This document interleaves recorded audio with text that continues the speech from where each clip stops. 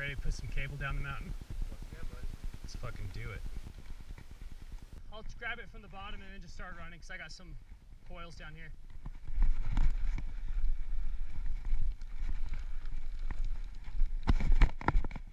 Hey, what's happening, everyone? Found all this footage on my GoPro from the summer job cleaning up water up there in the hills beyond my cabin, and I decided why not turn this into an awesome training video. So this is a lot of conditioning and all kinds of stuff outside, all GoPro footage. Try not to throw up. It does get a little bit crazy, but here you get to see what I kind of did on the daily. This was one of the harder days, I will say, for sure. Towing lots of cable. It got crazy.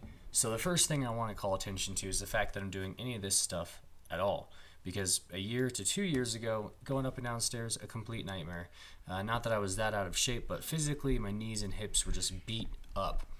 By the time I had this footage going that you're seeing now this summer, I was about 160, 165 pounds in my cut, and that weight loss alone really helped out in the day-to-day pain levels and mitigating those.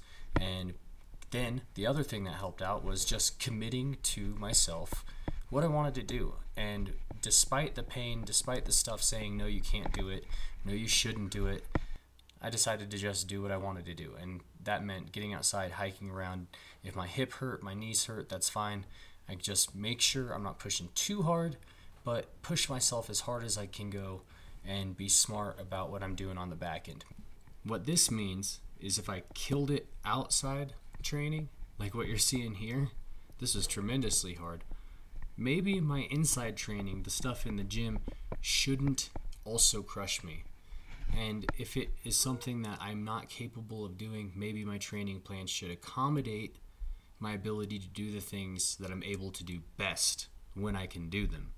So those are just some things to consider in your training and things that I considered in my own training this last year, especially hard. And there's going to be more information about that soon. Let's take a quick jump across the creek to the other side of the gulch and peep some other hike footy that was also on the GoPro. They're all like 100 times the size. They're coming up the squig rock. Yeah. That little bit of loose gravel right there. So it's like 5 steps for every 1 foot.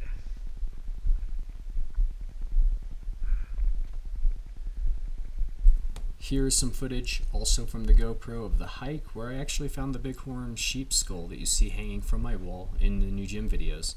Really excited to find this on the GoPro, and we'll continue to talk about training and how this type of work is possible within a training plan. And really it's not a plan, it's kind of just adhering to a principle that is as closely as, damn it, Dustin, why are you so fast? He's like a 9-time world champion goat jitsu grandmaster, so it's hard to like not compare, but this shit is steep and he's like hauling ass up it.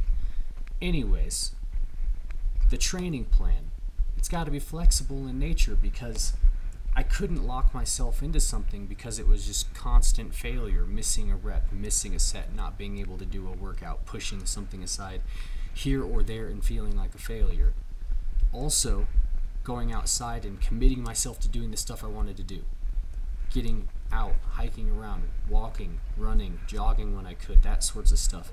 And just getting generally fit would tear me up sometimes more than I expected, and then that would set me back. But that brought me back to the whole part of not really having a plan, but having a specific set of guiding principles that isn't perfect, but as closely aligned as possible towards the direction I want to go. And as I get towards these specific hurdles and these challenges, then I negotiate those specifically and try to stay on course.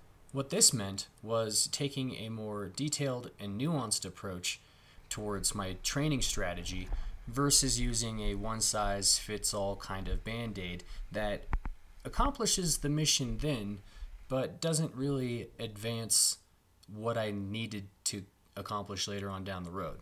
Does that make sense? And that's where I was kind of stuck for a long period of time, was just advancing myself in the moment thinking about what I could do to make gains right then and there. Make that quick progress. And quick progress, you know, we're talking years still, but in the game of getting strong, in the game of staying fit and healthy, man, we're talking about a lifetime. And 2, 3, 4, 5 years of hard training can set you back in terms of a lifetime of progress. And taking a step back this last year and committing myself towards the plan of doing the things I wanted to do and having a training plan that afforded me the ability to do that was awesome, and it got me advancing in the direction I wanted to go in the strategy of my life. And that's awesome. We're not just talking powerlifting, getting strong, general fitness, but overall, because these kinds of things can be tremendously rewarding. If it wasn't for my commitment towards my plan of getting outside, hiking, dealing with the pain, putting up with it, making the progress, and doing the rehab work, and eating my freaking Wheaties, it got me stuff like that bighorn sheep skull that you see hanging up on the wall in my gym. That is an awesome reward, and I just wouldn't trade it for anything.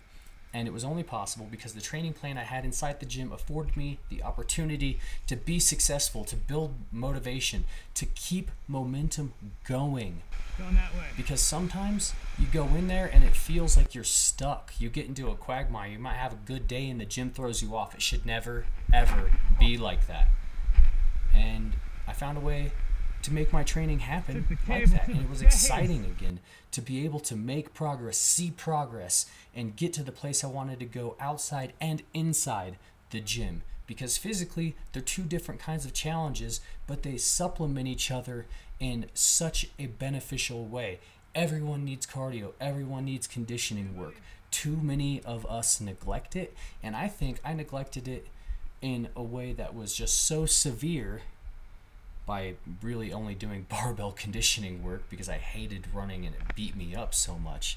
It was just so severe, it cornholed me into this lack of progress.